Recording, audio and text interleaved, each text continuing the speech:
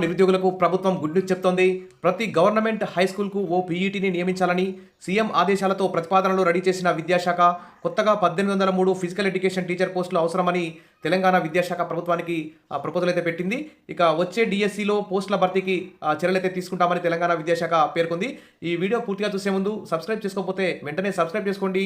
మరిన్ని అప్డేట్స్ అందించడానికి నాకు మోటివేషన్ కోసం మీరు వీడియోస్ అయితే లైక్ చేస్తూ ఉండండి.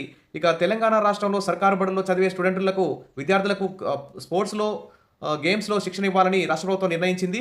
అందుకోసమే దాదాపు ప్రతి స్కూల్‌కి ఒక పీఈటీ చొప్పున మరి స్కూల్స్, కాలేజెస్, యూనివర్సిటీస్‌లో అన్నిట్లో కలిపి 3000 పీఈటీ పోస్టుల భర్తీకి నిర్ణయం అయితే తీసుకుంది. ఇక స్కూల్స్‌కు సంబంధించి దాదాపు 1800 నుంచి 1900 వరకు పీఈటీ పోస్టులు ఖాళీగా ఉండే అవకాశం ఉంది.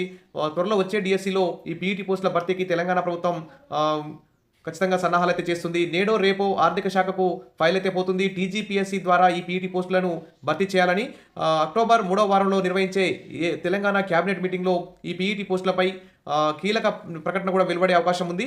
ఇక తెలంగాణలోని ప్రభుత్వ పాఠశాలలు, జూనియర్, డిగ్రీ, యూనివర్సిటీల్లో ఏళ్ల తరబడిగా ఖాళీ ఉన్న 3000కు పైగా ఫిజికల్ ఎడ్యుకేషన్ టీచర్ మరియు అధ్యాపకుల పోస్టులను భర్తీ చేసేందుకు ప్రభుత్వం కసరత్తు చేస్తుంది. క్రీడా రంగాన్ని ప్రపంచ పటంలోనే తెలంగాణకు ప్రత్యేక గుర్తింపు తెచ్చేలా రేవంత్ రెడ్డి అయితే ఈ 3000 పీఈటీ పోస్టుల భర్తీకి అధికారులు అయితే ఆదేశించారు. మరి విద్యార్థులకు క్రీడల్లో శిక్షణతో పాటు జాతీయ, అంతర్జాతీయ స్థాయిలో కూడా విద్యార్థులను ఆటలాడే విధంగా మరి పీఈటీలు కృషి చేయాలని చెప్పేసి అందుకోసమే వచ్చే డీఎస్సీలో ఈ 3000కు పైగా పీఈటీ పోస్టులు భర్తీ చేసేందుకు ప్రభుత్వం సన్నాహాలు చేస్తుంది.